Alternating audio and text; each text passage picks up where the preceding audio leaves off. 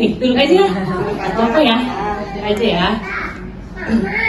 Bismillahirrahmanirrahim. Alhamdulillahirabbil alamin wassalatu wassalamu ala asyrofil anbiya'i wal mursalin wa ala alihi wa sahbihi ajmain amma ba'du. Puji syukur kehadirat Allah Subhanahu wa taala, kita semua bisa berkumpul di Liko hari ini di rumahnya Mbak Nuni dengan Ustazah Nuri. Alhamdulillah sudah hadir di tengah-tengah kita. Walaupun cuacanya lebih enak di rumah ya kayaknya. Bobong lagi di kamar, tarik selimut, tapi alhamdulillah teman-teman semua, ustazah semua kita dengan semangat hadir di Liko hari ini untuk menuntut ilmu dari ustazah. Alhamdulillah. Wabarakatuh. Innal hamdalillah nahmaduhu wa nasta'inuhu wa nastaghfiruh wa na'udzu billahi min sururi anfusina wa min sayyiati a'malina may yahdihillahu fala mudhillalahu wa may yudlilhu fala hadiyalah. Asyhadu an la ilaha illallah wa asyhadu anna Muhammadan abduhu wa rasuluhu la nabiyya ba'dah. Rabbi shrah li sadri wa yassir li amri wahlul 'uqdatam min lisani yafqahu qawli. Allahumma 'allimna ma yanfa'una wanfa'na bima 'allamtana. Allahumma hdina wa hdi bina waj'alna sababan wa sabilan liman ihtada. Rabbi zidni ilma warzuqni fahma. Amin amin ya rabbal alamin. Alhamdulillah, puji syukur kehadirat Allah Subhanahu wa taala. Pagi hari yang mendung-mendung ini kita masih bisa diberikan kekuatan, hidayah, keberkahan, waktu bisa sampai ke rumahnya Bu Nunik pada pagi hari ini. Mudah-mudahan keberkahan Allah ini menambah pahala kita yang besar, mengijabah doa-doa kita, orang-orang yang kita cintai yang sedang di sekolah, di kantor, di rumah, di jalan, dimanapun beliau berada. Allah jaga, Allah mudahkan hajat-hajatnya, Allah dekatkan dengan kebaikan di dunia dan di akhirat, Allah jauhkan dari keburukan di dunia dan di akhirat kelak. Salawat beserta salam tak lupa kita haturkan kepada junjungan kita, kekasih kita yang kita muliakan, Nabiullah Muhammad sallallahu alaihi wasallam. Semoga Allah Subhanahu wa taala bangkitkan kita di belakang barisan Rasul sallallahu alaihi wasallam di padang mahsyar kelak, yang diakui sebagai hamba Allah dan umat Rasul sallallahu alaihi wasallam. Ngantuk, Bu? Sehat semua? Alhamdulillah. Walaupun di rumahnya sedang terjadi huru-hara, insya Allah kalau sampai di pengajian itu biasanya huru-haranya lupa. Apalagi nanti biasanya terakhir ngobrol-ngobrol bareng sambil makan, udah lupa. Sampai rumah lagi udah happy lagi, atau sampai rumah baru keingetan huru-hara. Tapi alhamdulillah berarti kan energinya baik, karena kita itu butuh kuat untuk bisa meneruskan jalan di jalan Allah ini. Kalau orang-orang yang di jalan dakwah itu, dia harus menjaga energinya itu baik. Jadi dipilah-pilih. Kalau misalnya ibu-ibu merasa yang ini terlalu menarik energi saya, merubah saya menjadi buruk, atau bawaannya mau marah terus atau kesel terus, agak jaga jarak lah. Atau kalau misalnya ibu itu merasa sudah lagi kecapean atau apa, ya tenang-tenang dulu lah ya, karena jalan dakwah ini jalan yang baik. Yang kita bawa adalah nama Allah, nama Rasul sallallahu alaihi wasallam. Jangan sampai kita membawanya itu dengan sesuatu yang dengan marah-marah, dengan saling caci maki, dengan saling emosi. Jadi maunya itu benar-benar kita ukhuwahnya tetap kita jaga. Insya Allah kita akan meneruskan kajian tentang bab taubat. Sekarang yang mana ya? Yang hadis yang mana? Yang wa'an Abi Hurairah apa wa'an Abi Musa?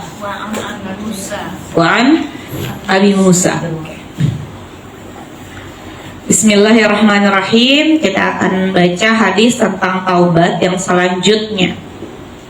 Wa'an Abi Musa Abdullah ibn Qaisin al-Ash'ari radhiyallahu anhu anin Nabi sallallahu alaihi wasallam Qal innallaha ta'ala yabsutu yadahu bil-laili liyatuba musii'un nahar wa yabsutu yadahu bin-nahari liyatuba musii'ul lail hatta tatlu'a syamsu min maghribiha, rawahu Muslim. Dari Abu Musa Abdullah bin Qais al-Ash'ari radhiyallahu anhu dari Nabi Shallallahu alaihi wasallam, beliau bersabda, sesungguhnya Allah Ta'ala membentangkan tangannya pada malam hari untuk menerima taubat pelaku kejahatan pada siang hari. Dan dia Allah membentangkan tangannya pada siang hari untuk menerima taubat pelaku kejahatan pada malam hari sampai matahari terbit dari tempat terbenamnya. Hadis riwayat Muslim. Ini Masya Allah, ibu-ibu suka baca zikir pagi petang. Nah, kalau dalam Islam itu Bu, hari itu memang dibagi dua. Yang pertama dari terbitnya matahari sampai tenggelamnya matahari. Habis itu dari tenggelamnya matahari sampai terbitnya matahari. Terus awal hari itu setelah tenggelamnya matahari, bukan jam 12 malam. Dan kalau kita kalender yang biasa tuh jam 12 malam, jam habis 00 baru 01. Tapi sebenarnya kalau dari Islam itu dia setelah tenggelam matahari mulai malam itu berarti hari yang baru, tanggalan baru. Makanya kalau misalnya ibu-ibu melihat hilal itu kan pas tenggelam matahari. Oh, udah masuk 1 Ramadan. Oh, sudah masuk 1 Syawal. Oh, sudah masuk 1 Zulhijjah. Masuknya kapan? Pas matahari tenggelam. Karena memang kalau diteliti ya memang lebih kuatnya itu ya ketika matahari tenggelam. Ya, kalau jam 00 kan ukurannya apa? Kalau sebenarnya kan sehari semalam itu kan ukurannya matahari, berputarnya matahari. Ibu yang dirahmati oleh Allah Subhanahu wa Ta'ala, maka ada zikir pagi, zikir petang. Karena ada pergantian itu, malaikat pagi, malaikat malam. Ketika kita baca zikir pagi hari itu malaikat pagi. Jadi yang nyatat kita itu Bu, ganti-ganti. Maka catatannya akurat. Ya, jangan takut kelewatan. Ketika kita misalnya zikir subhanallah 1000 kali, yang tercatat cuma 999. Selain malaikat itu dia juga nggak butuh makan minum, dia nggak pernah ngantuk, dia nggak naksir orang, nggak ada malaikat. Begitu ketemu sama manusia, wah ini orang kayaknya cakep banget, gue naksir dia, udah catatannya jadi bagus-bagusin aja. Nggak ada malaikat itu benci sama orang gitu. Ini orang ngeselin banget, udah catatannya saya jelek-jelekin aja. Nggak ada Bu. Dia adil karena nggak punya nafsu. Kalau kata Allah suruh catat aja, yang buruk yang baik dia catat. Dan Raqib dan Atid itu bukan pencatat amal baik dan pencatat amal buruk, dua-duanya catat amal baik dan buruk. Dia punya salinan. Dan sehari itu ganti shift. Jadi ada banyak Raqib dan Atid, shift-shiftan. Makanya itu kan dibilang kalau sholat subuh sama sholat asar itu jam tengah. Itu pergantian shift malaikat. Jadi catatan pertamanya itu langsung bagus. Sholat tepat waktu. Nah, maka di sini di hadis ini Allah membentangkan tangannya. Walaupun kita tidak boleh berpikir tangan Allah itu seperti tangan kita. Gak boleh juga digambarin tangan Allah sama dengan begini, sama dengan begitu, jarinya ada berapa, enggak. Wallahu a'lam. Karena dalam Al-Quran itu laisa kamitslihi syai'. Tidak menyerupai apapun Allah itu. Jadi tidak boleh digambarkan. Kalau tangan Rasulullah, karena Rasulullah itu manusia, kita bisa membayangkan, oh jari beliau ada 10 begini dan begitu. Terus kalau di Syama'il Muhammadiyah itu kan ada ya bentuk wajah beliau, bentuk rambut beliau. Tapi kalau Allah tidak boleh dibayangkan, karena Allah itu bukan manusia. Dan Allah itu maha pencipta, semuanya Allah yang menciptakan. Jadi Allah itu tidak sama dengan ciptaannya. Kemarin sudah pernah juga saya jelaskan. Ibu misalnya bisa bikin kursi. Ada yang bisa bikin kursi, Bu? Gimana ya? Mau ada yang supaya bisa ada kakinya gitu ya. Misalnya ada orang bisa bikin kursi. Tukang kayu itu bikin kursi, Bu. Kursi itu punya kaki, Bu? Punya. Terus kalau kursinya bilang kaki saya sama dengan kaki kamu, gede nggak kita sama kursinya? Ini bener-bener ya nih kursi ya, nyamain kaki dia sama kaki kita. Maka Allah itu perumpamaannya lebih besar lagi. Allah Maha Pencipta. Kalau Allah katakan di sini Allah membentangkan tangannya, maka kita tidak boleh berpikir tangan Allah itu seperti tangan kita yang lagi dibentangkan. Itu ketauhidan. Itu bab dari tauhid. Tangan Allah tidak seperti tangan hambanya. Pada malam hari untuk menerima taubat pelaku kejahatan pada siang hari. Jadi malam hari itu, Bu, Allah membuka tangan Allah sebesar-besarnya yang mulia. Tangan Allah yang mulia itu dibukakan sebesar-besar welcome. Membuka tangan itu kan, ayo siapa yang mau? Siapa yang mau diampuni dosa pagi harinya? Ayo istighfar di malam hari. Tapi berapa banyak kita yang malam hari itu sampai lupa istighfar, seolah-olah pagi hari kita nggak punya dosa. Maka ada zikir petangmu, itu kan awal malam, supaya kita itu tidak ketinggalan istighfar. Di zikir petang itu ada sayyidul istighfar. Allahumma anta rabbi la ilaha illa anta khalaqtani wa ana 'abduka wa ana 'ala ahdika wa wa'dika mastata'tu a'udzubika min syarri ma sana'tu abu'u laka bi ni'matika alayya wa abu'u bi dzambi faghfirli fa innahu la yaghfiru dzunuba illa anta. Sesibuk-sibuknya kita, Bu, zikir petang itu kalau nggak bisa seluruhnya dibaca, baca tuh misalnya ayat kursi dibaca, kul 3 itu dibaca, terus baca sayyidul istighfar, jangan lupa baca sholawat 10 kali, jangan lupa. Karena supaya kita diampuni sama Allah. Maka kan kalau baca sayyidul istighfar itu Allah ampuni dosa-dosanya. Pagi juga jangan lupa baca sayyidul istighfar, supaya dosa-dosa malam kita, ya kan kita nggak tahu sebelum tidur itu yang udah kita tinggalkan diampuni sama Allah Azza wa Jalla. Jadi Allah bentangkan tangannya Allah yang mulia setiap malam hari untuk menerima ya ampunan dari hambanya yang mau memohon ampunan dari dosa-dosanya di pagi hari. Begitupun pagi harinya Allah bentangkan tangan Allah yang mulia untuk menerima ampunan dari orang-orang yang memohon ampunan kepada Allah atas dosa-dosa di malam hari. Begitu kita lupa mulu.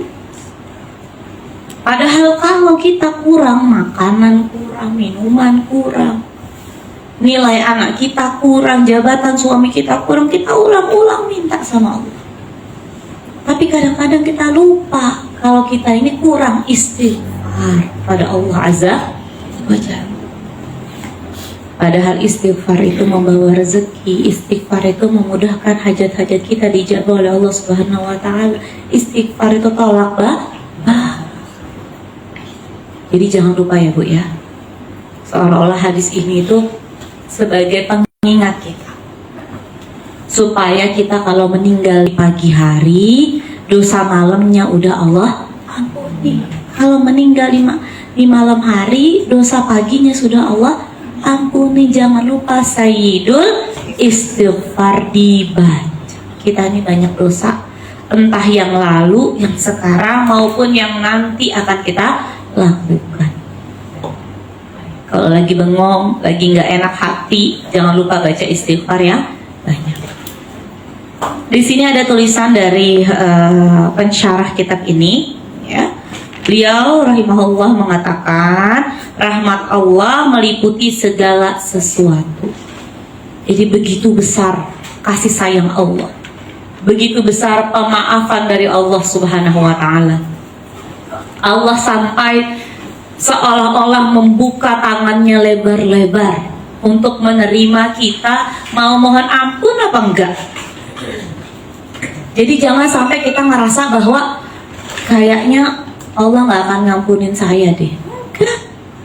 Setiap pagi dan malam itu Allah kasih waktu, Allah tunggu, kita ditungguin sama Allah dengan tangan yang terbuka untuk kembali kepada Allah.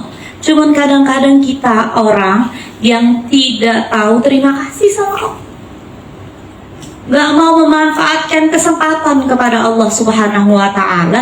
Kita yang gak mau datang, gak mau memohon ampun.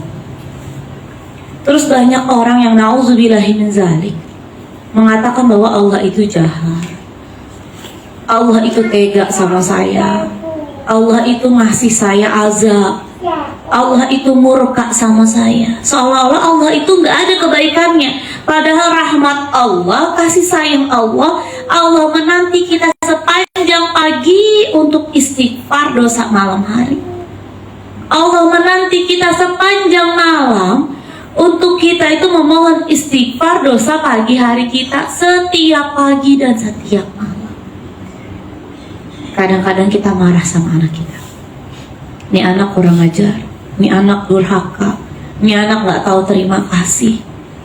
Marah juga sama suami kita kadang-kadang, gak tahu terima kasih, saya udah mengorbankan gini gitu, hidup saya sudah dampingin kamu, kurang begini, kurang begitu. Padahal kita bermasalah, ternyata yang lebih kurang itu kita dengan Allah Azza wa Jalla. Lebih nggak tahu terima kasih, lebih kurang ajar, lebih nggak peduli. Berapa banyak kita ngomong kepada Allah, alhamdulillah, terima kasih ya Allah, alhamdulillah, terima kasih ya Allah. Berapa banyak kita mengakui kesalahan kita kepada Allah, maafin saya ya Allah, saya salah. Maafin saya ya Allah, saya salah, saya yang salah. Kadang-kadang kan kita ngomong sama anak kita, ngomong sama suami kita, susah banget yang ngomong minta maaf. Padahal kita yang susah ngomong minta maaf sama Allah lebih daripada anak dan suami kita susahnya ngomong minta maaf kepada kita. Susah banget yang ngomong terima kasih. Kamu ini udah 20 tahun sama saya, kayaknya ngomong terima kasih susah banget. Padahal terima kasih kepada Allah lebih lagi kurangnya daripada suami kita ngomong terima kasih.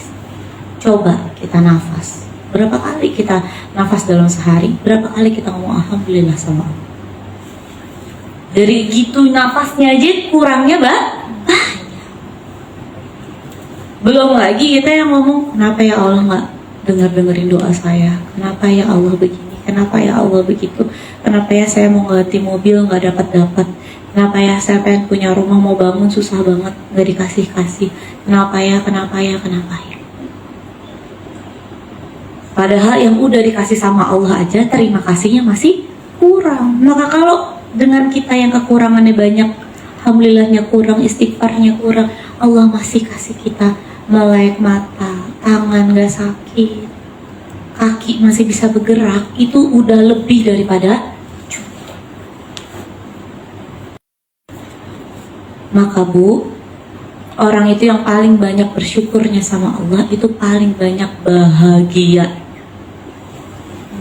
Sehingga dia itu makan aja kayak para sahabat itu loh. Beliau radhiyallahu anhu itu kadang-kadang di tengah makan dia bisa nangis. Kita ini kadang-kadang kurang syukurnya sampai udah makan banyak, pertanyaanmu ya Allah, makanan yang enak ini untuk apa? Karpet yang enak nih, apalagi saya duduknya aja dikasih empuk-empukan, coba. Malu saya sama Allah kalau udah dikasih empuk-empukan begini. Lihat ibu-ibu aja Masya Allah yang umurnya udah lebih senior daripada saya, beberapa di hadapan saya, yang mungkin udah kerja di dakwah lebih banyak daripada saya, duduknya di karpet begini. Saya di karpet dikasih lagi begini. Ini kalau nggak kerja untuk Allah lebih, kan takutnya malah diazab di sananya. Masih kurang aja. Apa yang kurang? Kita ini udah lebih, Pak. Ijazah kita nilainya pas-pasan, Allah kasih kita tempat yang orang itu menghormati kitanya luar biasa. Itu dulu nilai kimia 5 nggak ada yang tahu. Sekarang terhormatnya luar Pengurus pengajian, Assalamualaikum Mbak, boleh nggak saya ikut pengajian? Kan saya terhormat banget kita. Padahal nilai matematika kita pernah ditutupin sama Allah. Makanya istighfarnya yang banyak, terima kasihnya yang banyak. Makasih ya Allah. Kita ini udah lebih daripada seharusnya kita, lebih daripada usahanya kita, lebih terhormat daripada dosa-dosa yang sebenarnya udah banyak yang kita lakukan itu, sehingga orang itu masih menghormati. Maka ingatlah, setiap pagi Allah menanti kita untuk beristighfar. Jangan sampai kita menjadi hamba Allah yang kurang terima kasih, kurang ajar sama Allah. Kalau mungkin kita yang menjadi Robnya manusia, Mbak. Makanya Allah tuh As-Sabur, Maha Penyabar. Kita yang kurang sabar. Allah tuh As-Sabur, Maha Penyabar. Sabar nanti kita. Sabar, masih kesempatan lagi. Oh, mungkin pagi ini dia belum mau istighfar, mungkin malamnya dia istighfar, oh mungkin malam ini dia nggak istighfar, mungkin besok paginya istighfar. Maka kadang-kadang untuk supaya kita beristighfar itu, Allah itu tegur kita. Sakit mata dulu dikit, dibentak dulu sama anaknya sedikit, ya, dimarahin dulu sama suaminya sedikit, orang tuanya ngambek dulu sedikit, tiba-tiba proyek suaminya ditahan dulu sedikit. Karena Allah itu menanti kita untuk kembali. Kalau Allah udah gak peduli lagi, Mbak, udah dibiarin aja, istidraj, kasih mau apa, mau suami kasih suami, mau apa, walaupun kadang-kadang suaminya negor, nggak balik juga ke Allah, malah buka jilbab, malah kesana kemari, kesana kemari. Tapi coba kita masih terpanggil jadi pengurus pengajian, Mbak, kalau jadi pengurus pengajian tuh jangan dilepas, Mbak. Ini berarti kasih sayang Allah. Coba saya tanya sama ibu-ibu, paling susah jadi pengurus pengajian tuh kenapa? Karena bebannya jadi pengurus pengajian. Kalau tiba-tiba kita nggak sholat misalnya, auzubillah, ada pengurus pengajian yang nggak sholat, itu kan yang pertama keingatan tuh, ya Allah saya kan pengurus pengajian, nanti kalau udah jam segini nih, kalau sholatnya sampai mepet banget, juga extend jam 2:30 baru sholat zuhur. Ada anggota yang suka pengajian Khairatun Nisa, Mbak Lia, kok baru sholat? Kan gitu dalam hatinya, ada rasa malu. Dan rasa malu itu sebagian dari iman. Allah berikan kita itu rasa malu. Duh, kalau misalnya sampai ketahuan nanti gimana? Walaupun ini sebenarnya kan harusnya ibadah karena Allah, bukan karena manusia. Tapi ini adalah shield yang pertama, benteng kita yang pertama. Jam berapa nih? Aduh, gak enak. Masa nonton bioskop sampai jam segini? Nanti kalau misalnya maghrib ada di bioskop tiba-tiba, ya ini anggota pengajian, ini pengurus pengajian, maghrib ada di bioskop. Mau. Apa yang membuat saya juga sebagai ustazah berat tuh awalnya untuk menyadari ketika Allah turun SK-nya Nuri harus jadi ustazah. Ya saya nggak bisa kayak orang-orang, ya kan? Nggak bisa kayak orang. Masuk duduk ke restoran yang nggak halal, Mbak Nuri, perasaan ini nggak ada halalnya.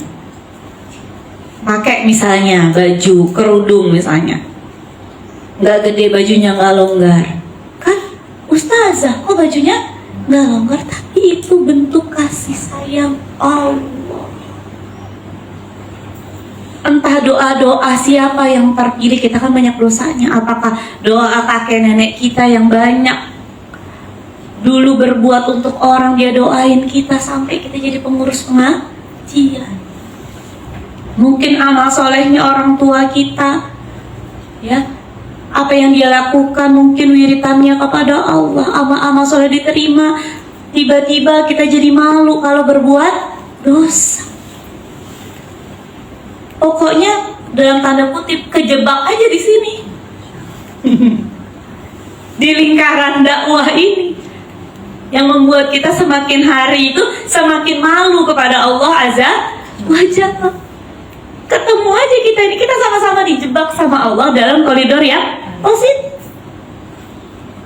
Masuk di situ koridor dakwah. Udah. Kalau anaknya nggak sekolah di SDIT nggak enak. Kalau anak nggak sekolah di TKIT nggak enak. Kalau tuh anak sampai nggak bisa ngaji nggak enak. Orang maknya pengurus pengajian masa anaknya nggak bisa ngaji. Deg-degannya tuh luar biasa. Yang dilihat kalau anaknya belum berhijab, aduh nah ayo dong, mama tuh pengurus pengajian loh. Ayo dong nak ke masjid. Kan ada rasa mah. Sebenarnya itu beban, tetapi beban dalam koridor yang positif. Udah dikasih Bu, rahmat Allah tuh besar buat kita. Sampai kita tuh dijebak dalam koridor yang positif. Mungkin sekarang kita ngerasa itu beban, tapi begitu kita meninggal dunia, coba jujur jawab. Ya. Salah satu amalan yang kita ngerasa saat kapan sih kayaknya kita nih membuat kita tuh ditolong gitu. Kalau udah di padang mahsyar, misalnya kita ketemu Rasulullah, tolong dong berikan saya syafaat engkau, atau ada Al-Quran, syafaat Quran yang kita pede.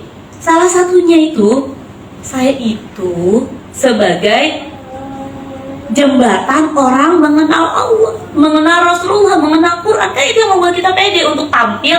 Tolong dong kasih saya syafaat gitu. Ya Allah tolong dong kasih saya naungan. Ya Allah tolong dong saya. Ya Allah misalnya ada di penghisapan gitu kan, udah dihitung amalan. Yang kita paling pede adalah amalan ketika kita itu ngurusin pengajian. Apalagi ibu nggak dibayar. Selain dampingin suaminya, dampingin anaknya. Ya Allah saya udah berupaya dampingin suami saya. Dan kebaikan, ya Allah saya udah berupaya jadi anak soleh, udah berupaya untuk mendidik anak yang soleh dan soleh. Ya Allah saya udah berupaya ya Allah jadi pengurus pengajian sekian tahun, sekian belas tahun, sekian puluh tahun sampai meninggal saya. Jabatan terakhir saya adalah sekretaris pengajian kan. Itu yang menurut kita paling pede. Apa yang membuat kita rasanya pede kalau meninggal orang mau nyolatin kita? Ya masa sih saya ketemu orang misalnya kayak Ratu Nisa, pengajian itu sebulan berapa kali Bu? 4. Kan luar biasa. 2. Saya tuh ada yang pengajian seminggu. Iya, saya ada tuh yang pengajian tuh seminggu 2 kali Mbak. Itu ada pengajian itu seminggu, sepekan 2 kali. Masya Allah ya, sepekan 2 kali, pengurusnya cuma 4. Itu benar-benar la haula wala quwata. Saya nggak paham itu bagaimana tenaganya, kan dia konsumsi Senin sama Kamis. Itu kan jedanya belum lagi ngurusin anak, belum lagi udah nggak tahu ngurusin uang. Jadi apa yang membuat kita pede orang-orang itu mau nyolatin kita? Ya kan insya Allah ya Mbak ya. Kalau pengurus pengajian itu kan berdirinya di depan, menerima buku tamu apa-apa, atau perlu ditambahin nama lagi di sini nama. Maksudnya supaya apa? Kalau nanti ada berita innalillahi wa inna ilaihi rajiun setelah meninggal dunia Mbak ini, yang mana ya? Nama kita tuh perlu supaya apa Mbak? Supaya orang tahu kan dia kebaca. Begitu jalan nerima buku tamu atau mbak ini kan kita disapa, ada namanya. Begitu ketulis itu kan biasa beda ya Mbak. Bukan apa, ini memang karena kesulitannya beda kalau jadi pengurus daripada jadi anggota aja.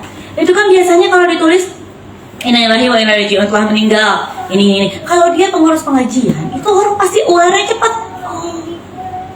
Daripada yang mungkin sekedar anggota, apalagi kalau anggotanya itu jarang datang. Kalau dia sering simpatisan, terus dia apa-apa, misalnya dia ngasih bantuan, support apa, walaupun nggak mau jadi pengurus, mungkin karena Allah itu akan memberikan sesuatu sesuai dengan usaha kita. Yang usahanya kenceng di situ. Dan yang membuat salah satunya membuat kita pede meninggal, orang banyak nyolatin. Yang kata Rasulullah itu 40 atau 70 atau 100, kita dapat apa yang mereka doa kami itu diijabah sama Allah. Kan doanya Allahumma ighfir laha warhamha wa'afiha wa'fu anha. Itu makbul. Akan makbul itu Bu, kalau yang nyolatin kita tuh dari mulai 40, 70 atau 100. Salah satu amalan yang membuat kita pede adalah kita jadi pengurus pengajian. Walaupun Allah yang akan memanggil hati manusia, tetapi salah satu yang kalau kita pikir apa ya, misalnya kita dampingi suami kita jadi pejabat di kantor, ya kadang-kadang kalau kantornya itu nggak Islami belum tentu orang nyolatin, datang aja nangis. Kadang-kadang cuma karangan bunga doang. Tapi kalau orang di pengajian itu Bu, dia tahu diajarin sama ustadz-ustadzanya. Orang tuh kalau nyolatin orang, wudhu dari rumah, ambil wudhu, siapin wudhunya, datang ke orang, meninggal kita sholatin. Pahalanya berapa Bu? 1 gunung Uhud. Setara dengan 1 gunung Uhud emas. Masa kita mau sia-siain? Maka kalau kau datang ziarah-ziarah itu, ada innalillahi wa inna ilaihi raji'un, siap-siap sholat. Tanyanya tuh disolatinnya kapan? Itu momennya. Dan ketika kita nyolatin orang lagi meninggal itu, kita sholatin dia, kita doain dia, dalam hati kita nawaitu sama Allah, ya Allah, kalau pahala engkau terima nih sholat saya ya Allah buat jenazah ini, berikan ya Allah orang-orang nanti datang rame ketika saya meninggal dunia. Sholatin. Jadi bukannya nangis yang diminta, sholatnya. Sholat. Buat apa nangis banyak-banyak kalau nggak nyolatin? Sholatnya. Selain doa juga, mintain ampun kepada Allah untuk saya, misalnya gitu. Minta Allah itu menerima amal soleh saya. Dan meninggal itu sekarang nggak tunggu tua. Banyak berita orang 20 sekian tahun, 30 sekian tahun. Bulan lalu itu saya tuh bisa ada 4 orang mati yang usianya tuh 20-30-an tahun. Makanya secepat mungkin kita itu berpikir, kalau saya nggak ada, gimana caranya saya dapetin orang? Ini kan kayak MLM untuk nyolatin saya. Itu yang terpenting, itu gerbang pertama. Kalau sama Allah mustajabah doanya, itu kuburnya tuh udah diampunin. Allahumma firlaha warhamha, ya Allah ampuni dia ya. Warhamha, ya Allah berikan kasih sayang dia ya. Wa'afiha wa'fu anha, ya Allah cukupkan dia ya. Cukupkan dia ya. Sudah kan, cukup kita dengan doa 40, 70 atau 100. Ibu kalau cari tempat rumah itu jangan cuma cari lingkungan. Ada incaran masjid di mana kalau saya meninggal saya disolatin di situ. Itu harus ada. Masjid segede masjid Kebayoran. Kalau kita itu masjidnya segede gitu, yang nyolatin kita tuh nggak ada separuh, rugi. Rugi luar biasa. Target saya kalau ngeliat masjid itu, target saya ini bisa full. Gimana caranya dia bisa full? Minimal separuh lah. Itu goals, bener-bener goals. Apalagi kalau udah kayak kita nih kebanyakan yang udah midlife, udah separuh jalan, udah lebih malahan mungkin, udah 3/4. Bukan midlife lagi ya. Mungkin ada sisa 1/4, sisa 1/3. Kalau Rasulullah tuh umurnya rata-rata ya umat Rasulullah 60-70. Ibunda Khadijah juga meninggal di usia sekitar 60-an. Ibunda Maryam itu meninggal di usia sekitar 50-an, 50 tahunan, 59. Kita tuh harus berpikir, kayak saya tuh juga setiap tahun tuh udah semakin berpikir, ini sisa berapa lagi ya. Rasulullah tuh umur 38 Bu. Itu beliau memulai khalwatnya di Gua Hiro. Udah mulai. Jadi beliau tuh udah mulai berpikir, ada waktu-waktu beliau itu berdiam diri, menjauh dari keramaian, cuma berpikir apa yang saya bisa perbuat untuk banyak orang. Sambil menatap dari Gua Hiro tuh, kalau ibu ke Gua Hiro itu kan kelihatan kota Mekah. Beliau diam di situ berhari-hari, cuma lihat apa yang bisa saya lakukan. Kira-kira taktiknya bagaimana ya supaya mereka tuh jadi orang-orang yang baik. Dulu kan belum jadi Nabi dan Rasul. Tidak bohong ketika berdagang itu, nggak curang, nggak ada perzinahan, nggak ada kejahatan. Jadi yang dipikir tuh juga bukan cuma umur saya udah segini, pencapaian saya, mobil saya baru ini, baru itu. Udah enggak. Rasulullah tuh dimulai umur 38. Beliau tuh udah mikirnya tuh bukan saya dan keluarga saya aja. Pikirnya udah apa yang bisa saya lakukan untuk orang banyak. Kebaikan apa yang bisa saya lakukan? Amar ma'ruf nahi munkar seperti apa yang harus saya lakukan? Karena 38 itu ke 63 tahun itu udah separuh lebih. Sehingga umur 40 itu beliau mencapai keutamaan yang paling utama, menjadi Nabi dan Rasul. Udah kuat, udah tahu, sudah terstruktur, udah kuat hatinya, di otaknya sudah ada apa yang mau beliau lakukan. Nah, kita sekarang udah mungkin ada yang menjelang 50, kalau belum ada taktiknya kayak gitu. Coba, ibu-ibu kadang-kadang gak harus kemana-mana, Bu. Ke puncak misalnya, diam gitu berdua suami sama anak-anak sambil mikir, apa yang harus saya lakukan ya? Apa yang harus saya lakukan sebagai istri? Apa yang harus saya lakukan sebagai ibu? Apa yang harus saya lakukan sebagai anggota masyarakat, sebagai pengurus pengajian, sebagai anak? Mungkin usia orang tua saya sebentar lagi. Energi saya ini harus kemana? Berapa banyak? Taktiknya seperti apa? Kalau umur saya 63 tahun seperti umur Rasulullah, berarti tinggal berapa tahun lagi? Upaya saya itu apa yang harus saya lakukan? Kira-kira kalau misalnya suami saya itu sanggup cari nafkah yang besar tuh di usia berapa puncaknya?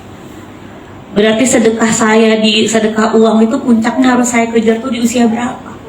Haji saya itu di usia berapa? Ngomongin anak tuh di usia berapa? Jadi jangan sampai kita itu bekerja tanpa berpikir. Hidup itu harus berpikir, tapi bukan overthinking. Jadi taktiknya kita apa? Terstruktur, Mbak. Terstruktur.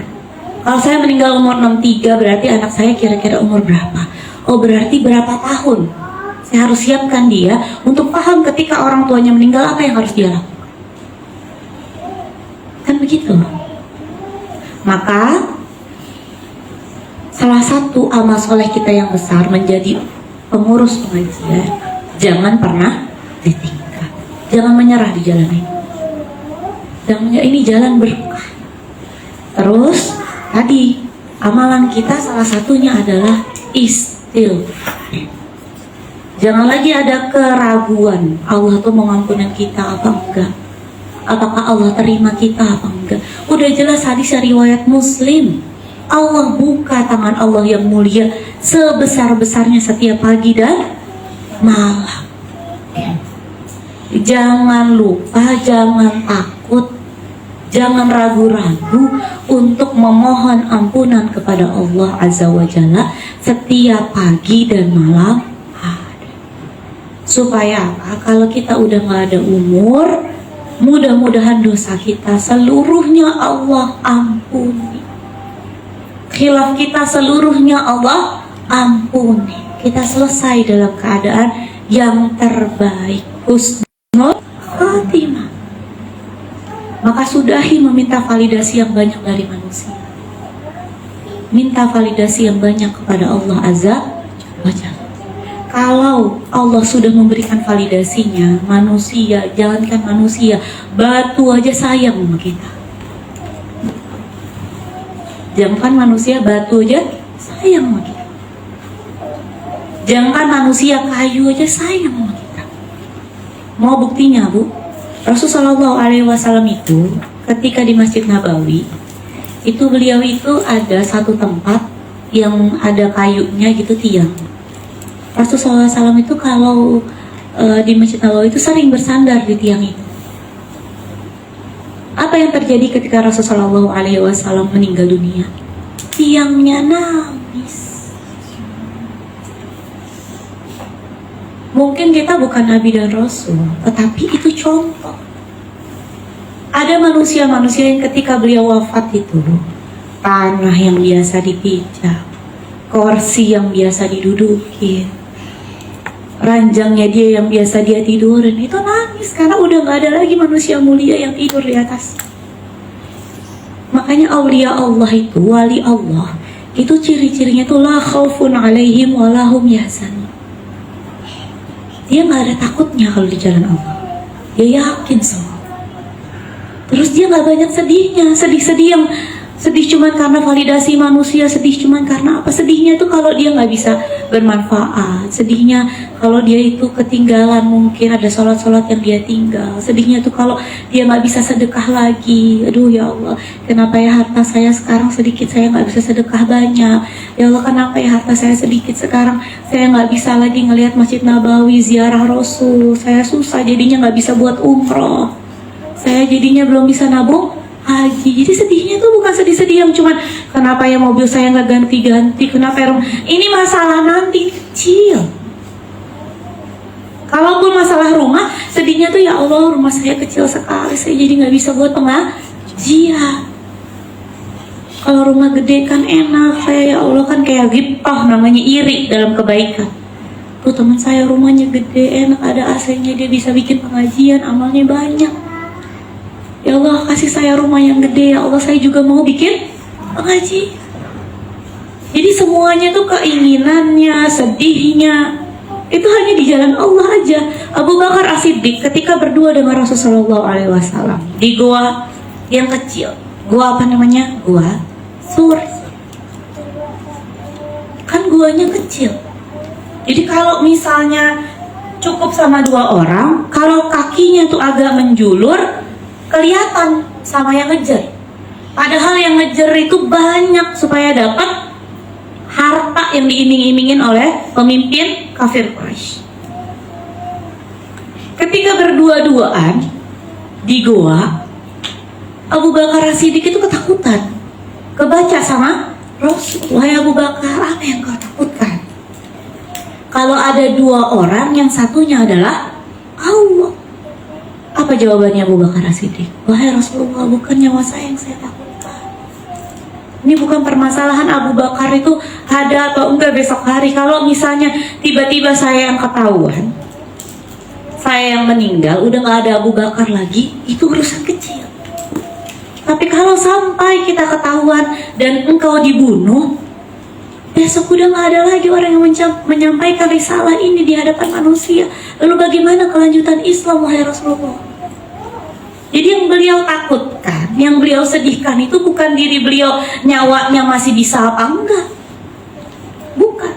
Yang beliau khawatirkan itu kalau Rasulullah nanti ketahuan, gimana, ini kecil banget. Itu kalau sudah jadi wali Allah, itu yang ditakutkan tuh yang begitu-begitu. Yang disedihkan tuh yang begitu-begitu, bukan cuma masalah kita aja. Walaupun kita sedih misalnya anak kita, ya Allah sedih banget ini anak. Tapi yang difikirkan adalah kenapa dia ketahuan gak sholat subuh. Bukan hanya nilai matematikanya apa. Kalaupun kita sedihkan nilai-nilainya dia, yang kita sedihkan adalah ya Allah bagaimana umat Rasulullah. Apakah saya bisa menjadikan anak ini penyambung tenaganya umat Rasulullah kalau nilainya begini ya Allah. Jadi pikirannya tuh bukan cuma aduh malu-maluin saya nanti kalau ketahuan sama guru nilai segini saya malu, bukan. Itu mah bukan pengurus pengajian. Kalau pengurus pengajian itu yang udah dipikirin, ini anak kalau begini nanti bagaimana saya berhadapan di hadapan Allah, di hadapan Rasulullah, mempertanggungjawabkan hamba Allah, kok gak kuat. Umatnya Rasulullah kok gak bisa jadi apa-apa. Kita Bu, olahraga, makan sehat, yang dipikirin apa? Bukan cuma body goals, bukan. Ya Allah saya butuh sehat untuk menjadi istri yang kuat dampingin suami, untuk menjadi ibu yang kuat dampingin anak, untuk menjadi pengurus pengajian Khairul Nisa yang kuat.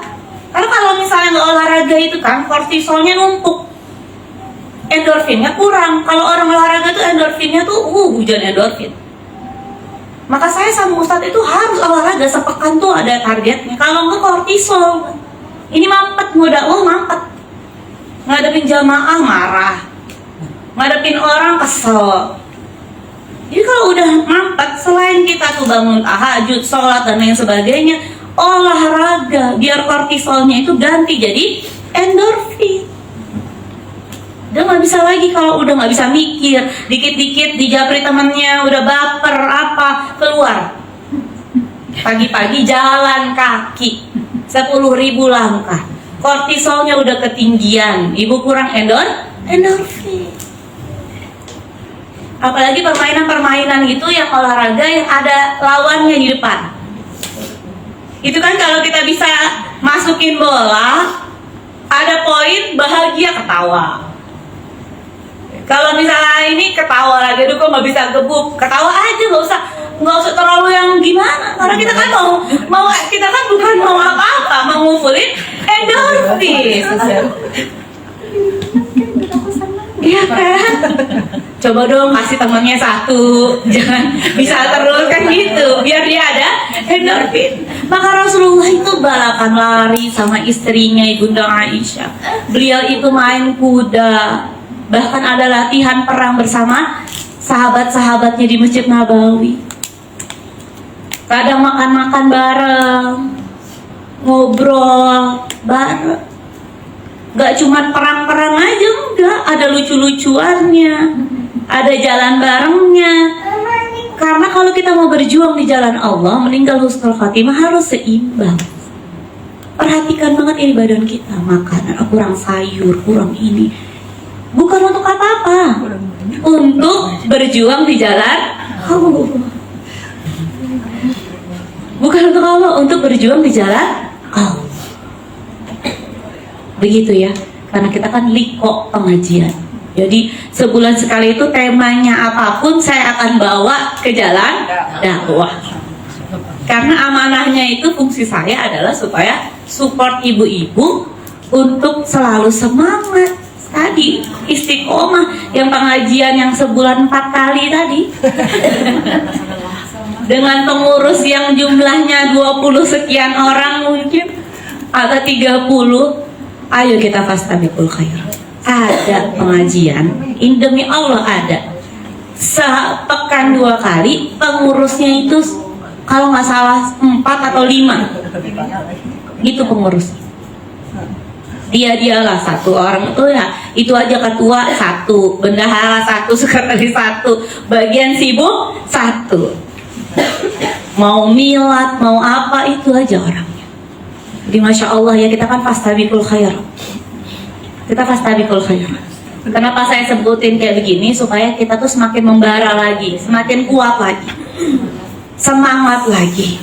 Ingat, kita itu umur nggak ada yang tahu. Ini terakhir kesimpulan. Walaupun ini nanti hadis yang ke-17 dulu deh saya baca karena mirip sama hadis yang sebelumnya ya. Wa an Abi Hurairah radhiyallahu anhu qala Rasul sallallahu alaihi wasallam, man taba qabla an tatlu'a syamsu min maghribiha taballahu alaihi. Rawahu Muslim. Ini terakhir. Barang siapa, dari Abu Hurairah radhiyallahu anhu, ia berkata Rasulullah sallallahu alaihi wasallam pernah bersabda, barang siapa yang bertaubat sebelum matahari terbit dari tempat terbenamnya, maka Allah menerima taubatnya. Allah jamin siapapun yang bertaubat sebelum kiamat. Kiamat itu ada 2, sugro sama kubro. Amin, taubatnya Allah terima, istighfarnya Allah terima, dosa-dosanya Allah ampun. Tuh. Jadi terakhir, yang pertama kesimpulannya, jangan lupa beristighfar kepada Allah. Setiap pagi dan petang, jangan sampai tidak ada satu istighfar pun yang keluar dari lisan kita. Allah dengan rahman rahimnya, dengan al-ghafurnya menanti kita dengan tangan terbuka sepanjang hari, dinanti sama Allah. Dari langit yang ke-7, laporan kapan muri istighfar. Allah nanti kita. Dan sebelum nanti nggak ada harapan lagi. Ketika sudah meninggal dunia, Allah sudah cukup. Sudah berapa hari Allah nanti kita untuk istighfar. Maka jangan katakan bahwa kenapa kok di sini seolah-olah nanti pertemuan berikutnya, kenapa Fir'aun itu ketika bertaubat Ketika meninggal dunia bertobat, kok Allah nggak ngasih pintu taubat lagi? Allah udah tunggu. Setiap hari Allah tunggu. Maka udah batasnya. Begitu sudah kelihatan malaikat Israel, kiamat kecil buat kita. Nanti kalau tanda-tanda orang bisa meninggal itu udah kebuka tabir gaib. Dia bisa melihat malaikat yang datang. Itu kelihatan. Kok tiba-tiba ibu bangun, loh, kok di atas kepala ada yang minta izin. Saya akan cabut nyawa kamu. Saya malaikat Allah. Itu berarti malaikatul maut. Dan kelihatan amalnya. Kalau malaikat yang nyabutnya itu dalam keadaan baik, wangi, karena ini dalam hadis yang sahih, wangi, banyaknya luar biasa. Dia bilang jangan takut, saya cabutnya pelan-pelan. Wah, itu udah husnul khatimah. Tapi kalau yang datang dalam penampilan yang buruk, baunya busuk, sudah itu dicabut keras, dicabut paksa. Dan jangan katakan ketika membaca hadis ini Allah jahat sama kita, Allah jahat sama Fir'aun. Bagaimana tidak sabarnya Allah. Setiap hari dinanti, nggak ada satupun istighfar. Sedangkan kita sama suami sama anak kita aja marahnya luar biasa kalau dia nggak minta maaf. Allah udah nanti tetap dikasih rezeki, tetap dikasih nafas, tetap dikasih kehormatan. Kurang sabar apa Allah?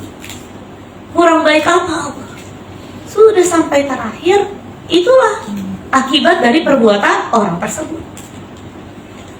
Makanya kalau kamu berbuat baik untuk diri kamu sendiri, kata Allah, kalau kamu berbuat buruk untuk diri kamu sendiri, harus ada ikhtiar dan usaha. Minta maaf sama Allah selagi ada nafas, selagi ada waktu. Astagfirullahaladzim. Saya dulu istighfar dibaca sehari 2 kali. Istighfar yang biasa-biasanya itu sebanyak-banyaknya. Astagfirullahaladzim. Kita kemarin udah belajar Rasulullah 100 kali sehari. Harusnya kita lebih daripada Rasulullah, karena dosa kita tuh bisa 3 kali lipat, atau 4 kali lipat, bahkan 5 atau 10 kali lipat daripada Rasulullah. Selanjutnya jalan dakwah jangan ditinggal.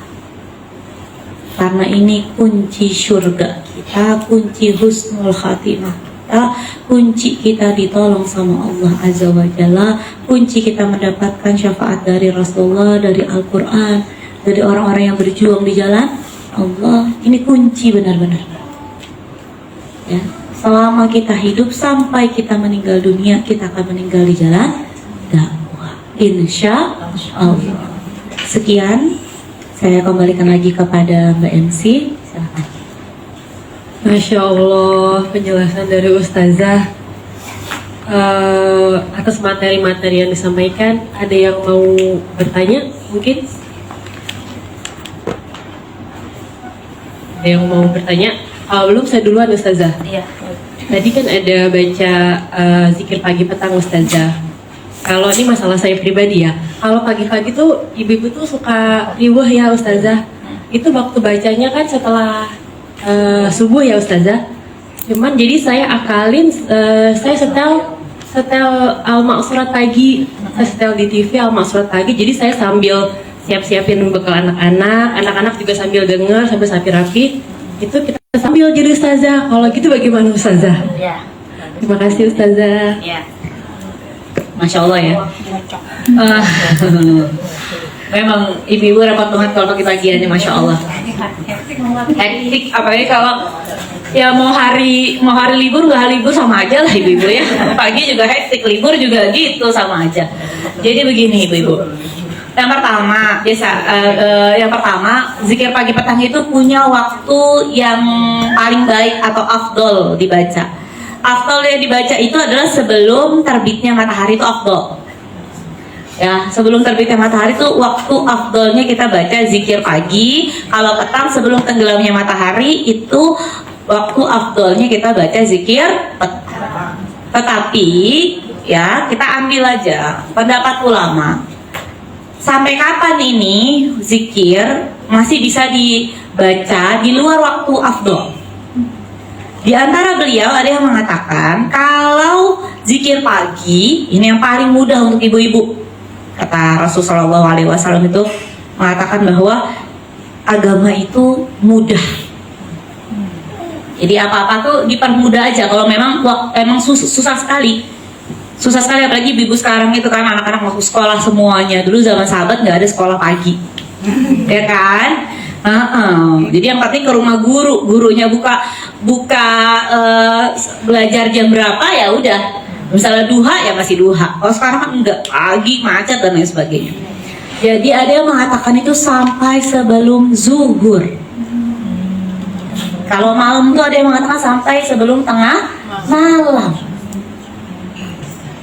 Jadi selama kita masih sempat, bagus awal-awal kita dengerin sambil didik anak kita supaya kita tenang juga kan, karena ibu-ibu itu kan perasa dan lain sebagainya. Itu apalagi kalau ada daur bulanannya, lagi PMS, lagi apalagi kalau misalnya dia udah nggak head itu, premonopause, wah itu kan emosi, aduh kayaknya ya, itu semua kursi di rumah mau dibanting.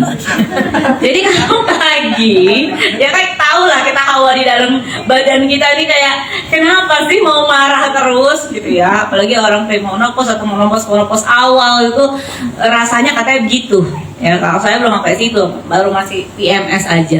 Jadi itu membantu kita untuk tenang. Karena kan ada zikir di rumah itu membantu kita untuk tenang. Lalu mengajarkan anak kita supaya bahwa ada al-maksurat, ada zikir pagi yang setiap pagi itu kita baca. Begitupun sore itu kan udah lelah banget bu. Masalah laporan anak di sekolah, suami begini, ini tukang sayur nggak datang, mbak di rumah cuci gosok tiba-tiba nggak datang sakit, udah padahal harus ngurusin pengajian, udah carut marut. Kita setel lagi zikir petang. Kalau kita bisa sambil baca berarti kita udah baca zikir. Tapi kalau kita belum baca cuma dengar doang, itu namanya dengar zikir. Iya, sampai ngikutin nggak apa-apa. Alhamdulillah. Iya. Tapi kalau misalnya kita nggak ngikutin, dengerin toh, kita belum membaca, ya kan? Apalagi doa-doa istighfar atau apa kan harus ada dan ucapan Allahumma anta rabbi, pakai perasaan kan? Ini di samping masak, samping ngomel-ngomel, cepetan itunya.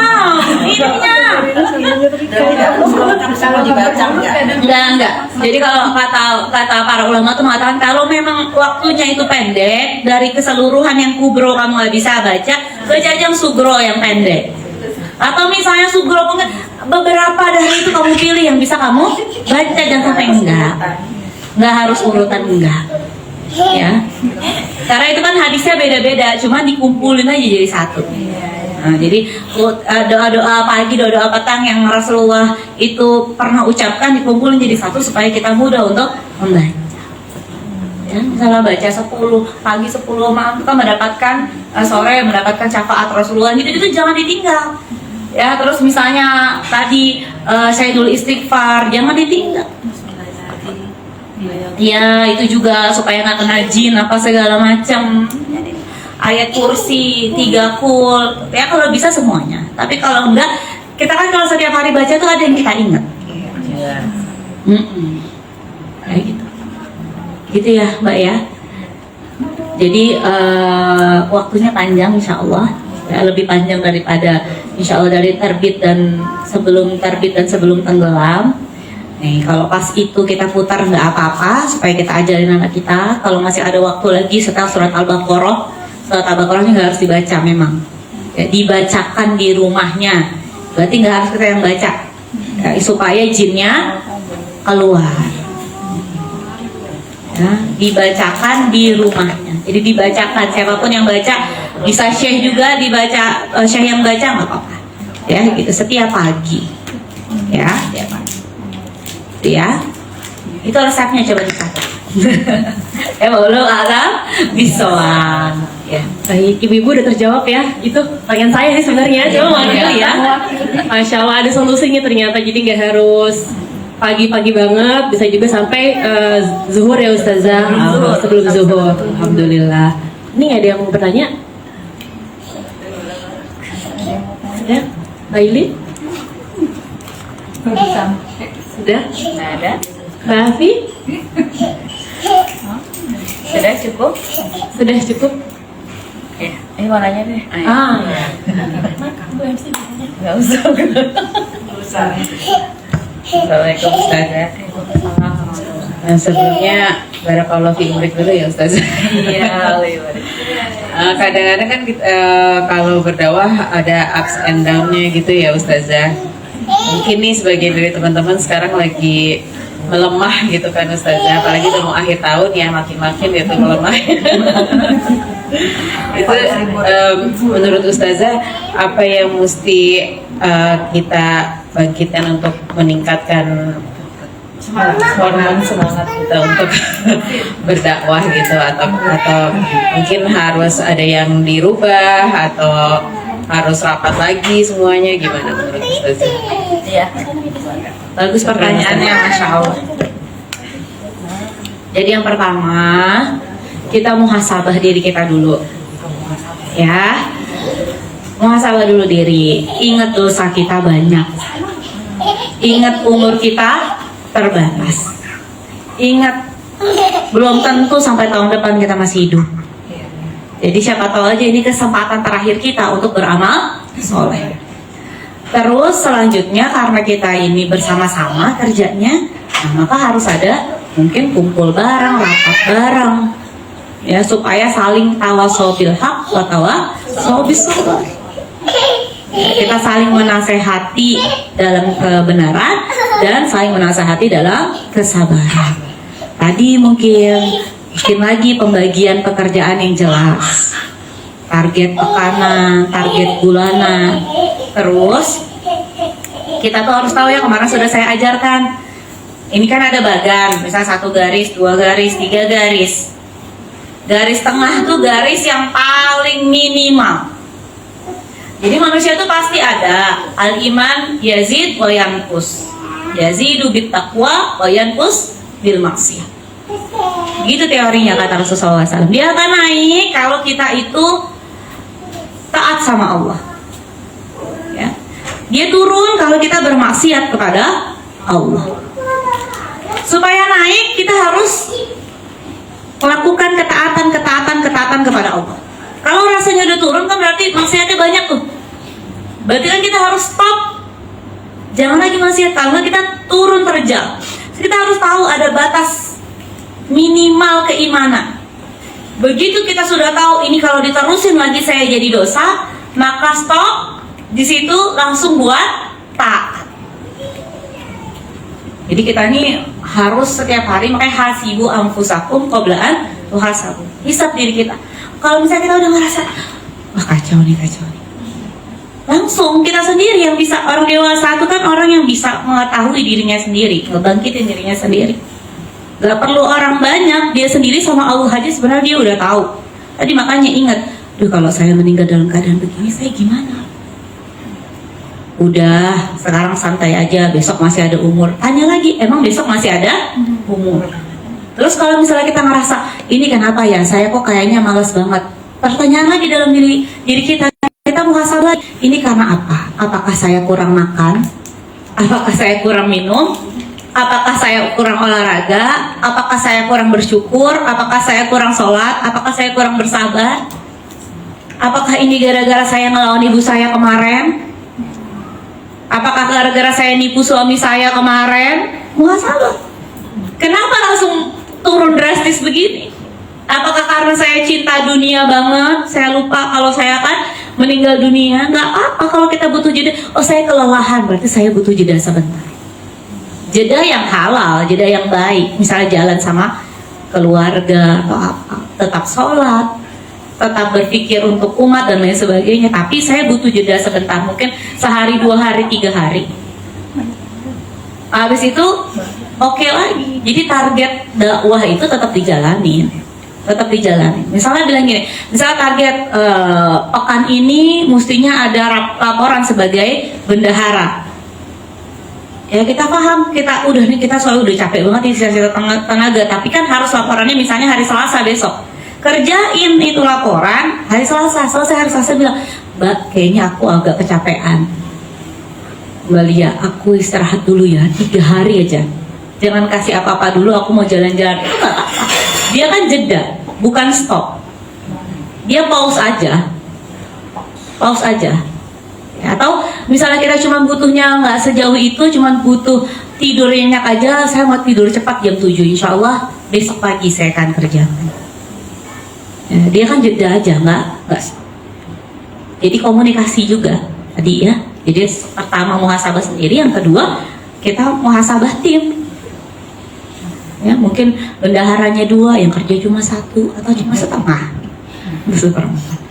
Ya. Atau misalnya orang konsumsinya ada 10, yang kerja cuma 2. Ini kemana misalnya? Ya, akhirnya kecapean, nggak efektif gitu. Ya gitu. Wallahu a'lam bishawab. Ya, jadi jangan sampai turun banget atau keluar dari ini karena kecapean. Muhasabah cepat-cepat, habis itu kita muhasabah kelompok. Makanya harus ada. Mungkin bulanan kali rapat Mbak Lia habis pengajian kayak gini. Ya, kalau usul kayaknya mungkin ada, kan habis kayak begini nih pengajian, nanti habis makan-makan mungkin ada sharing. Heart to heart ya. Heart to heart kan, kalau sama ada saya nanti nggak enak, jadi mungkin kendalanya apa, bisa ngobrol-ngobrol setelah itu sambil makan-makan, sepengurusan aja bulan sekali. Gitu. Wallahu a'lam bishawab. Masya Allah, ini udah ibu-ibu. Ustazah. Oh boleh, baik. Lagi Ustazah. Lagi. Oh maafin dulu. Iya. Enggak sih, cuma mau nambah aja Ustazah. Boleh nggak kita memotivasi diri kita untuk dakwah itu untuk suatu hajat yang besar gitu. Tapi hajatnya untuk Allah juga gitu. Ya, misalnya kita mau meninggal secara husnul khotimah kan, jadi kan kita jadi semangat gitu. Boleh. Karena kan tawasul dengan amal soleh itu diperbolehkan. Jadi itu istilahnya nggak nagih kan gitu sama Allah. Ya Allah nih udah kayak gini loh, masa Allah nggak kabulin, boleh nggak Allah gitu? Boleh. Jadi boleh. Jadi begini. Atau misalnya kita pikirin hajat kita supaya kita semangat. Kan kita kan punya hajat kan, anaknya supaya jadi anak yang soleh. Yang kita pikirin itu, ya Allah kalau Engkau terima, berikan hidayah kepada anakku. Ya Allah kalau Engkau, jadi kita yang pikirin itu sebagai pemicu, dan itu boleh. Jadi tawasul dengan amal soleh itu boleh. Tawasul. Ya, itu tawasul ya. Tawasul dengan amal soleh. Ya Allah kalau Engkau terima, mudahkan anakku menjadi anak yang soleh. Ya Allah kalau Engkau terima, mudahkan hamba meninggal dalam keadaan husnul khatimah. Ya Allah mudahkan hamba untuk punya rumah 500 meter biar punya pengajian sendiri. Sesuai itu ya. Bebas. Punya bis 10 supaya bisa berangkatin ibu-ibu pengajian dengan harga bis yang murah, nggak? Ya, itu kan pahala dengan harta kita, nggak apa-apa. Bisa jadi donatur khairatun nisa, jadi pengajiannya itu selalu di double triple Hilton setiap bulan. Ya kan? Orang tuh kalau doa kok, ya kalau doa tuh kok tanggung-tanggung gitu. Gratis, makanya amal soleh kita jadi kita tuh kuat supaya rezekinya nanti besar, nanti bisa setiap bulan pengajian bulanan khairatun nisa di double triple Hilton gitu. Atau bangun sendiri hotel, buka buat pengajian. Wah, udah. Itu para sahabat dulu kayak begitu. Mimpinya, kerjanya besar, mimpinya besar, doanya besar. Ya, ibadahnya besar. Maka beliau tuh sampai ada yang mengatakan begini, wahai Rasul, terus jangan sampai ketahuan ini nanti buat orang yang punya uang. Kan pernah gitu. Ya Allah, wahai Rasul, kasih dong amalan yang orang-orang yang punya uang itu nggak tahu. Buat kami nih yang nggak punya uang. Terus habis itu tiba-tiba yang punya uang juga tahu, diamalin juga. Terus ngadu lagi mereka, Rasul, kata para sahabat, gimana? Udah sedekahnya banyak, amalannya dipakai juga. Rasulullah cuma senyum aja, ya. Ya, maksudnya itulah keutamaan yang orang yang Allah berikan kelebihan. Makanya kan iri boleh 2, orang yang punya ilmu terus ilmunya manfaat, dan kedua orang yang punya hartanya manfaat dalam Allah Azza wa Jalla. Selain itu kita nggak boleh iri sama manusia. Nah, makanya untuk itu kita kerja keras kuat mungkin supaya kita mendapatkan itu semua tiket surga. Makanya kita jadi pengurus pengajian, kita tawasul apa, kita mau apa hajat kita. Doa. Capek banget lagi capek, ya Allah, kalau emang Engkau terima ya Allah. Itu biasanya sembuh capeknya. Atau yang kalaupun nggak kayak gitu butuh jeda dulu, sampai jeda tuh sambil berpikir, ya Allah berikan kekuatan habis ini. Kalau begini enak nih kayaknya, mestinya begini gitu. Apalagi kalau kita jedanya tuh safar, doa orang musafir itu kan mustajab. Awal tahun lagi. Begitu ya ibu ya, ya Mbak Lisa ya. Sebenarnya sih agak sedikit yang dapat terjawab, cuma detailnya mungkin saja bagaimana ya cara membentengi diri kita dari kehidupan yang sekarang penuh dengan materialistis gitu loh. Jadi kadang-kadang kan kita dilema juga gitu, tidak berinteraksi dengan ada lingkungan yang duniawi gitu loh. Jadi saya melihatnya, jadi bagaimana ya kita membentengi diri kita supaya tidak terjerumus ke dalam kehidupan seperti ini, tapi juga tidak menjauh dari mereka gitu loh. Jadi aman di tengah-tengah. Yang pertama kita harus kenal siapa diri kita. Apa kelebihan dan kekurangannya, apa kelemahan kita gimana, kelebihan kita bagaimana, kekuatan kita sampai di mana, terukur. Jadi kata Rasulullah SAW itu engkau bersama-sama masyarakat dapat keburukan, karena keburukan itu lebih baik daripada engkau menyendiri beribadah di bukit-bukit atau di gunung-gunung ya.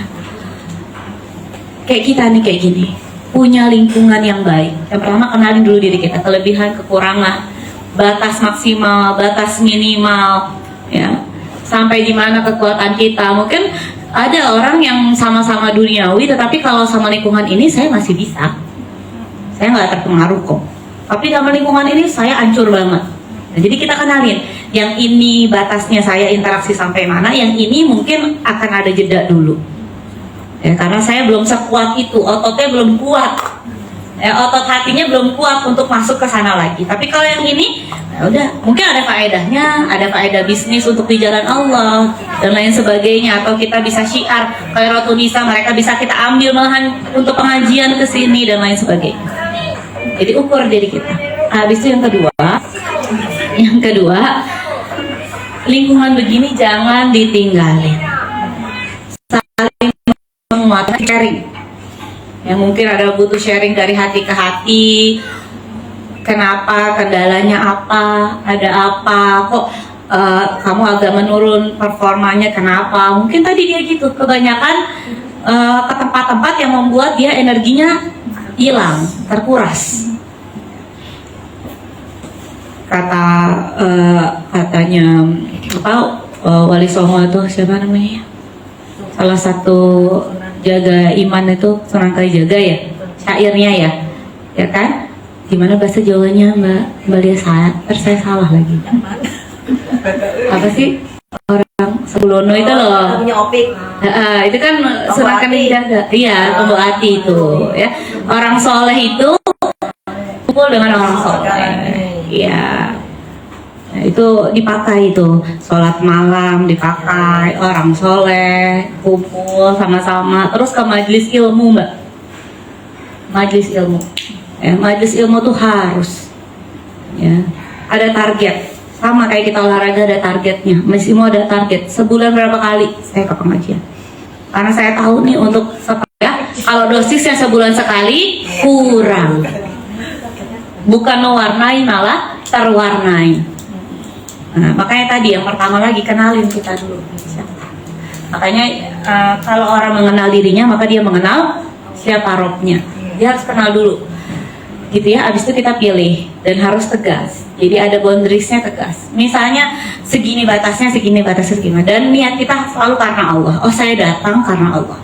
Saya datang, lelahnya udah besar. Itu jadi kita lebih pede. Lebih pede. Kalaupun nggak dikabulkan sama Allah, berarti Allah punya pilihan yang lebih baik untuk kita. Karena kita yakin bahwa yang kita lakukan ini sudah sesuai dengan koridor Allah. Dan kita sudah menghadiahkan istilahnya amalan yang besar menurut kita nih, yang sulit, yang rumit. Apalagi amalan yang langka yang dikerjakan sama orang. Atau misalnya kita punya orang tua tuh, biasanya tuh orang tua yang udah tua tuh kan sulit ngurusinnya. Gak ada yang mengurusin dari keluarga kita. Kita yang ngurusin, kita yang biayain, kita yang iniin. Wah, itu gede banget. Itu gede banget.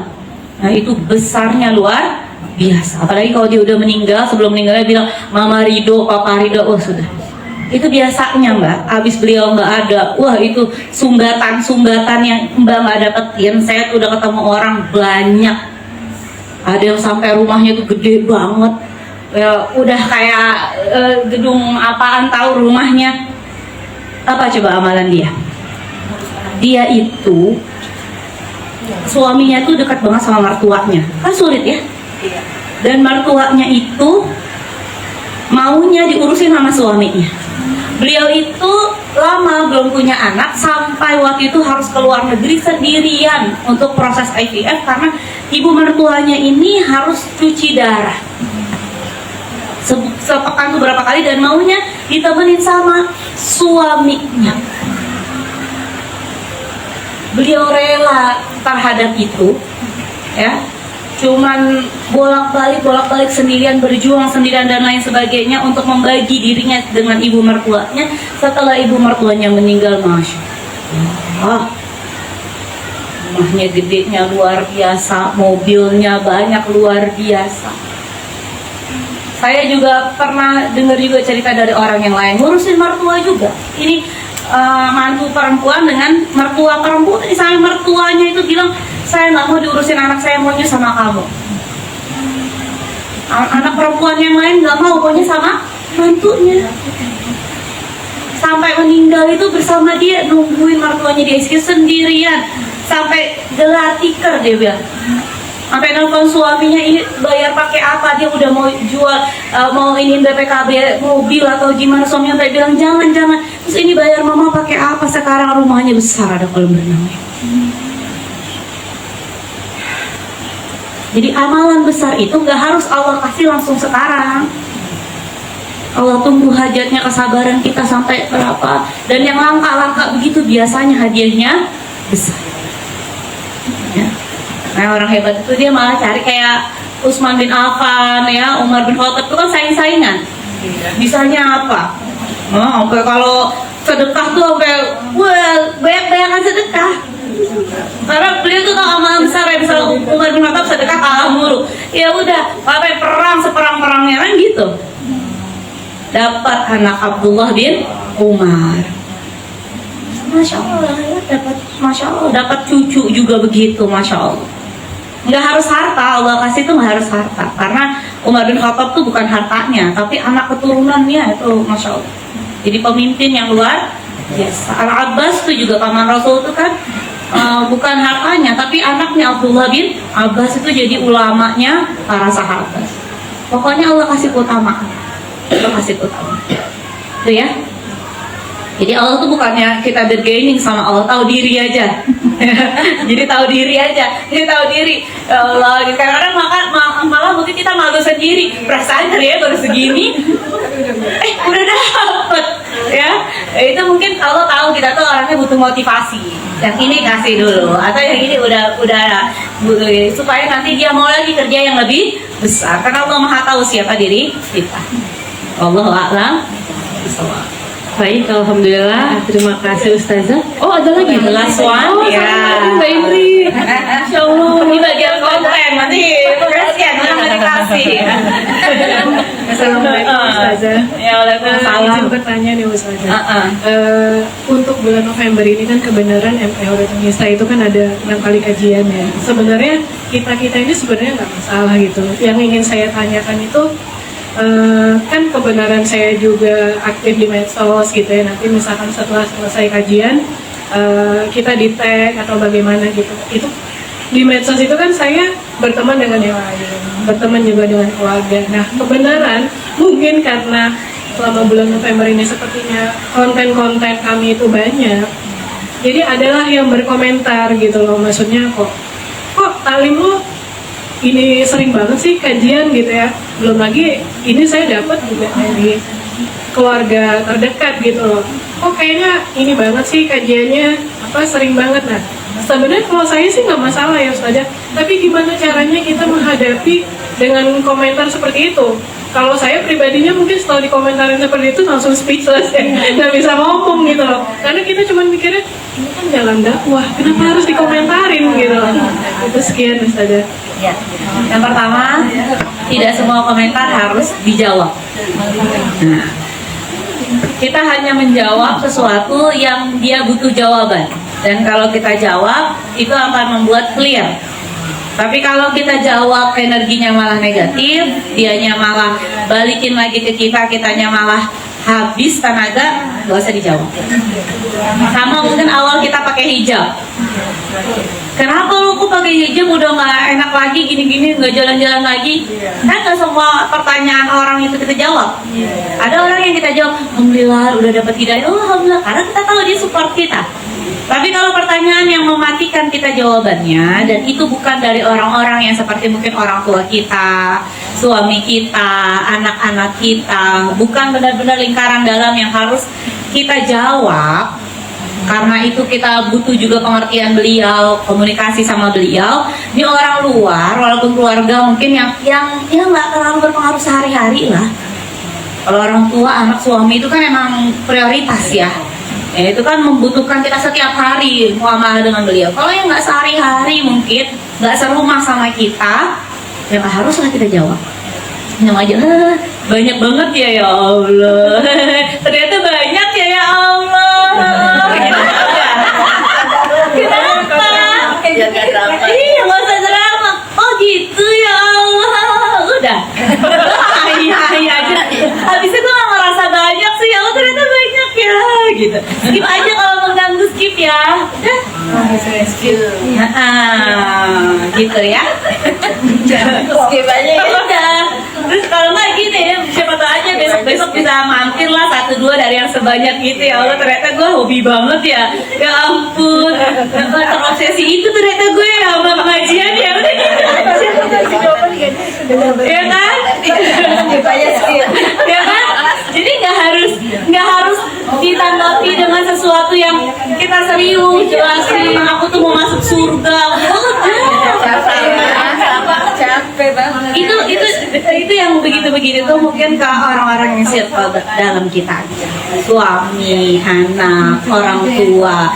Jadi kalau yang lebih jauh apalagi mungkin ada yang cuma ya udah cengir aja gitu, kirimin emoticon ketawa atau yang begini atau yang begini yang begini. Nanti dia ngomong apa, kasih lope ya kan udah kan. Maksudnya kita jangan membuat dia ngasih makan energi negatif dia gitu. Jangan kasih makan energi negatif dia, karena ini adalah sesuatu pilihan hidup kita yang prinsipal, nggak bisa diganggu sama orang lain. Nah, jadi kan nggak, dan supaya kita itu energinya nggak kebuang, nggak semua orang harus kita jawab gitu. Karena kita tahu kalau kita jawabin malah kita bad mood nih sama ngurusin pengajiannya. Dan setan itu dia pintar. Dia tahu nih kelemahan kita di mana, hantaman yang kepada siapa. Kita harus paham betul pada saat itu bahwa orang ini lagi bukannya dia setannya, tetapi mungkin setan lagi memanfaatkan dia. Gitu. Nah terus ini circle kita yang sebelah mana? Apakah lingkaran 1, lingkaran 2, lingkaran 3?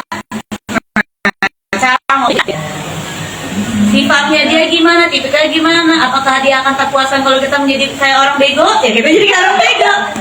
Oh gitu ya Allah. Ketawa-ketawa aja.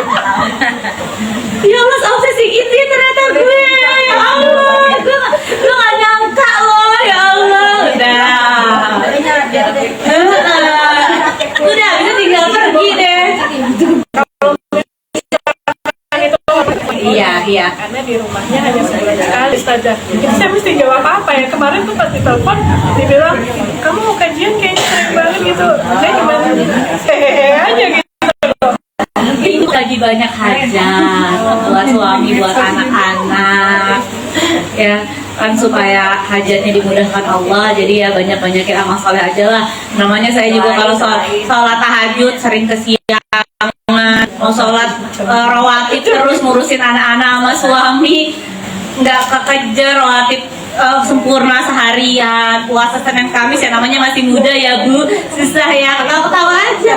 Jadi mungkin saya bisa ngurusin pengajian, doain ya Bu ya, mudah-mudahan ini menjadi tawasul saya buat amal soleh biar nanti Mas kerjanya jadi lebih mudah, anak ya. Jadi kita harus tahu nih siapa orang di depan kita. Itu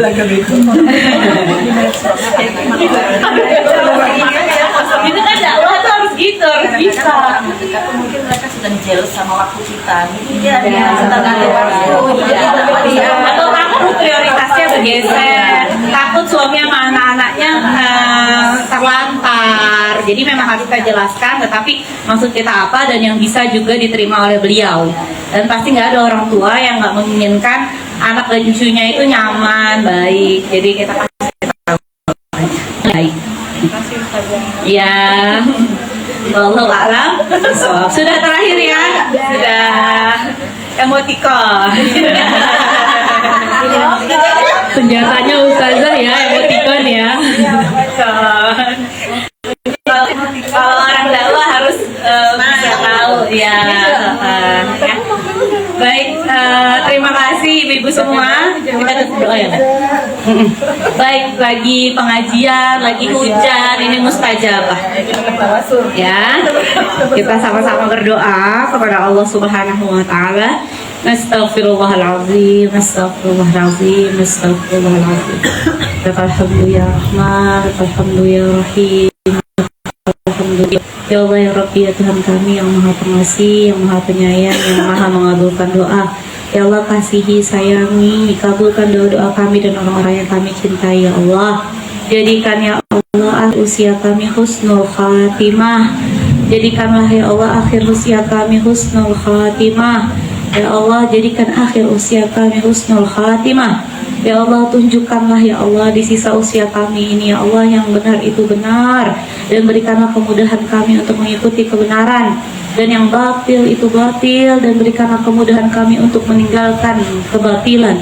Allahumma arinal haqqa haqqa warzuqna batila batila warzuqna ijtinabah.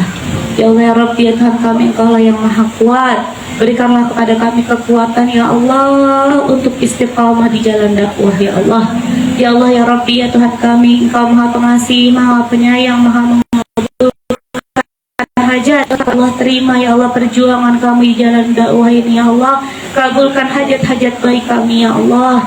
Kabulkan hajat-hajat baik suami kami ya Allah, orang tua kami ya Allah, anak-anak kami ya Allah, guru-guru kami ya Allah, orang-orang yang berjasa di dalam hidup kami ya Allah. Ya Allah ya Rabbi, ya Tuhan kami, Engkaulah Asy-Syafi yang maha penyembuh.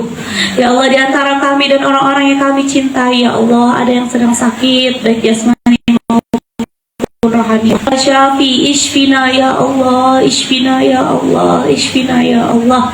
La shifaan illa shifa'uk, shifaan la yughadiru saqama. Ya Allah ya Rabbi, ya Tuhan kami, Engkaulah Ar-Razzaq, Engkaulah Al-Wahhab, Engkaulah yang maha memberikan rezeki, Engkaulah sang maha pemberi. Ya Allah, kami sangat membutuhkan rezeki dan pemberian darimu ya Allah. Yang dengan rezeki dan pemberianmu itu ya Allah, kebutuhan kami dan orang-orang yang kami cintai tercukupi ya Allah.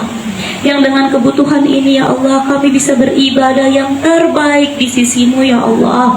Kami bisa berangkat Madinah dan Baitul Maqdis bersama orang-orang yang kami cintai dalam ibadah yang Engkau terima dalam keadaan sehat walafiat dan aman ya Allah. Yang dengan rezekimu itu ya Allah, kami bisa bermanfaat untuk sebesar-besarnya kemaslahatan hamba-hambamu dan umat Rasulmu Sallallahu Alaihi Wasallam. Yang dengan rezekimu itu ya Allah, namamu dan nama Rasulmu Sallallahu Alaihi Wasallam menjadi mulia di atas muka bumi ini ya Allah. Ya Allah ya Rabbi, ya Tuhan kami, di antara orang-orang yang kami cintai ada yang sudah meninggal dunia ya Allah, baik dari orang tua kami, atau pasangan hidup kami, atau anak keturunan kami, atau saudara-saudara kami ya Allah, atau guru-guru kami ya Allah, atau sahabat-sahabat kami yang sama-sama berjuang berbaik Allah terhadap kami yang belum pernah kami bisa balas kebaikannya ya Allah. Kami mohon kepadamu ya Allah, ampuni beliau semua ya Allah.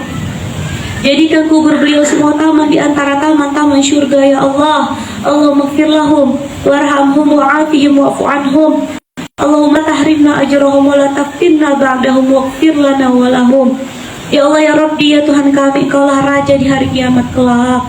Kami adalah hamba-Mu yang lemah ya Allah. Kami mohon kepadamu ya Allah, bangkitkan kami keadaan yang terbaik di padang mahsyar kelak ya Allah. Tutupi aib-aib kami ya Allah. Angkat derajat kami dan orang-orang yang kami cintai menuju surga Firdaus-Mu ya Allah. Berikanlah kami kemudahan untuk menerima syafaat dari baginda Rasulullah SAW, dari Al-Quran, dari Ahlul Quran, dari mereka yang meninggal berjihad di jalan-Mu ya Allah, dari pahala puasa kami ya Allah, dari pahala menyambungkan silaturahim kami ya Allah. Ya Allah ya Rabbi ya Tuhan kami, beratkan timbangan amal soleh kami ya Allah. Berikanlah kami kesempatan ya Allah untuk menjadi hamba-Mu yang bisa masuk ke dalam surga tanpa hisab. Berikanlah kami kesempatan ya Allah, hamba-Mu yang masuk ke dalam surga tanpa hisab. Berikanlah kami kesempatan ya Allah untuk menjadi hamba-Mu yang bisa masuk ke dalam surga tanpa hisab. Ya Allah ya Rabbi ya Tuhan kami, pertemukan kami dan orang-orang yang kami cinta ya Allah dengan baginda Rasulullah SAW di surga Firdaus-Mu ya Allah. Bertetangga dengan Rasulullah SAW, dengan para nabi dan rasul yang kami idolakan dan kami rindukan ya Allah, serta orang-orang soleh hingga akhir zaman. Berikanlah kami ya Allah kemuliaan yang tertinggi di surga Firdaus-Mu kelak ya Allah, yaitu bisa menatap wajah-Mu dengan kedua mata kami sendiri, bisa mendengar suara indah-Mu dengan kedua telinga kami sendiri. Ya Allah, kami ini lemah, butuh pertolongan-Mu. Orang-orang yang kami cintai ya Allah butuh pertolongan-Mu. Perjuangan dakwah kami ini ya Allah butuh pertolongan-Mu. Mereka ya Allah yang berjuang dengan keimanannya ya Allah, yang terzalimi di sisi-sisi bumi-Mu ya Allah, butuh pertolongan-Mu. Khususnya bagi mereka yang berada di bumi Palestina, di bumi Gaza, di Sudan dan seluruh tempat-tempat yang hanya Engkau mengetahui ya Allah, pertolongan-Mu ya Allah. Ya Allah, mereka yang berjuang untuk adil demi kemaslahatan negara ini ya Allah butuh pertolongan. Negara kami yang kami cintai ini ya Allah butuh pertolongan-Mu ya Allah. Pemerintahnya ya Allah butuh pertolongan-Mu yang besar ya Allah. Rabbana atina fid dunya hasanah wa fil akhirati hasanah wa qina azabannar wa adkhilna al-jannata ma'al abrar ya azizu ya ghaffar ya rabbal alamin. Subhana rabbika rabbil izzati amma yasifun, salamun alal mursalin walhamdulillah.